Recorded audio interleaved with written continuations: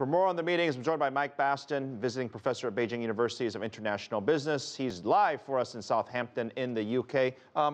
Welcome, Professor, to the show. We just talked about this sort of breakthrough between China and Japan. Are we saying it correctly? Is this a breakthrough? I think it's progress. I wouldn't perhaps describe it as a major breakthrough. I think the major breakthrough will come when there is a very public meeting between the leaders, obviously China's President Xi Jinping and Shinzo Abe, and I'm not sure whether that's that imminent. I think movement from Japan on issues such as wartime atrocities and visits to the Yasukuni Shrine are areas where Japan really has to look at themselves, and unless they do that and launch some sort of public apology, I don't see much movement at the top level. I get the sense that you're insinuating that there may not be a meeting. I mean, there's one that a lot of people are expecting between the two. I stand to be corrected. I think it's highly unlikely there'll be a meeting, even privately, between the Chinese and the Japanese leaders at this summit for those very reasons. I think the worldwide public are also looking to Japan for some sort of public apology and a permanent end to these very public visits to the Yasukuni Shrine by the Japanese political leaders. Once that's established, I think we will see dialogue, and I think that could be established quite soon, but at the moment I don't see any progress on that issue now. Certainly very controversial, obviously, in China. Now, the rest of the... and very heartfelt, yeah. Very heartfelt. The rest very of the heartfelt meeting, by the Chinese public, yeah. Yeah. We're going to talk about the free trade zone and a number of the other economic issues that are impacting, and one of them is the Asian Investment Bank and its anti-corruption. And look, China has been fairly aggressive, you know, in the media, privately, publicly, about these issues. And I'm curious to you, as a professor, you're gauging sort of global reaction. How does the world see China being a little bit more aggressive on these issues? Do they welcome it?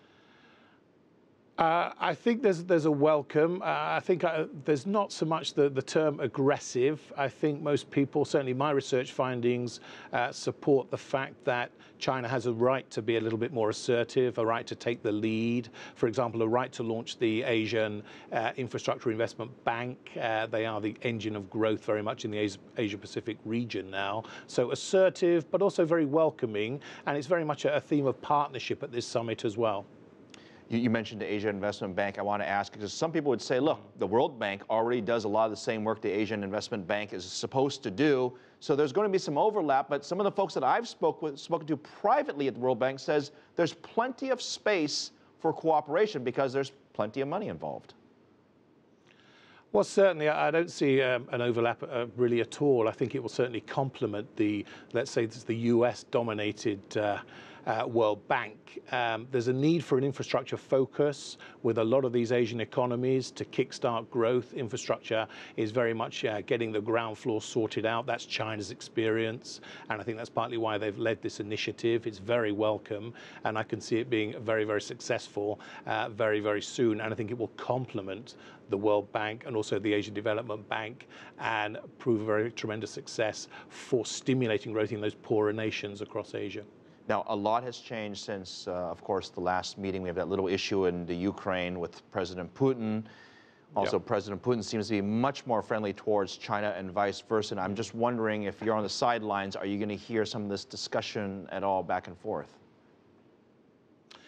I think so. I think China and certainly Russia see China as pretty much a bridge now between Russia and the rest of the Asia-Pacific region, partly because of the sanctions imposed as a result of the Ukraine situation. And I think we have seen quite a tremendous improvement in relations as well. So I think that's very much a step forward. I think that will be seen as a very, very welcome output of the summit and the leaders when they meet in a few days' time. I don't know if you heard earlier, I was talking to Nathan about this free trade zone and also the Trans-Pacific Partnership, sort of, I don't want to use competing, but certainly two free trade agreements that are being discussed. And some are saying that there's going to be a big conflict here because you're going to do one or the other. Is it possible they can do both, or is that even realistic? I don't think it's realistic. Obviously, China has not been part of the TPP. Some would say it was excluded deliberately for the US to sort of dilute any Chinese influence across the region.